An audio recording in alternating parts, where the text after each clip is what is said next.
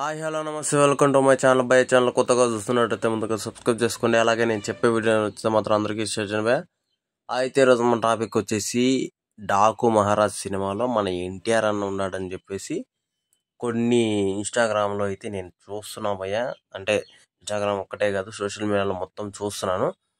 నాకు ఇప్పుడు ఇది కన్నా నిజమైతే అసలు ఫ్యాన్స్ రియాక్షన్ ఏంది, అసలు బాబీ గారి కాన్ఫరెన్స్కి ఎన్టీఆర్ అనే కారణమా అని చెప్పేసి చాలా నాకు ఊహాగానాలు అయితే వస్తున్నాయి బా. అది చూసినప్పటి నుంచి ఒక్కసారి మీరు ఊహించుకోండి, ఇంత కాన్ఫిడెన్స్గా మన సితారా ఎంటర్టైన్మెంట్స్ నాగవంశీ గారు కావచ్చు, అలాగే ఆ, మన బాబీ గారు కావచ్చు, బాలకృష్ణ గారు కూడా ఈ సినిమా ప్రమోషన్లు కూడా ఎక్కువ చేయట్లేదు. అసలు ఎందుకు ఇంత సినిమాని ఎందుకు ఇంత లోలో ఇంత హైప్ ఇచ్చేట్టుగా మాట్లాడుతున్నారు అని చెప్పేసి నాకు ఒక్కటి మాత్రం అర్థం కావట్లేదు భయ.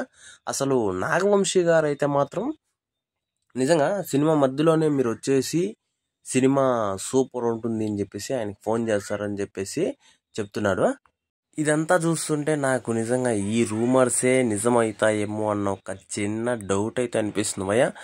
కానీ ఒక్కసారి ఊహించుకోండి, ఇది కన్నా నిజమైతే అసలు ఫ్యాన్స్ రియాక్షన్ ఎట్లా ఉంటుంది, అసలు మైండ్ బ్లోయింగ్ కదా. నాకు ఊహించుకుంటేనే అసలు గూస్ బంప్స్ వస్తున్నాయి భయ్. వీళ్ళిద్దరూ కలిసి యాక్టింగ్ చేసినారు. అసలు ఒక్క ఫ్రేమ్ వీళ్ళిద్దరి మధ్య పడితే మాత్రం అసలు షేక్ అయిపోతుంది, ఇండస్ట్రీ మొత్తం షేక్ అయిపోతుంది. అసలు ఎవరు ఊహించను కూడా ఊహించరు, ఆ రేంజ్లో అవుట్పుట్ వస్తుంది అని మాత్రం నాకైతే అనిపిస్తుంది భయ్య. కాకపోతే ఇది నిజమా కాదా అని చెప్పేసి నేను కన్ఫామ్గా చెప్పలేను.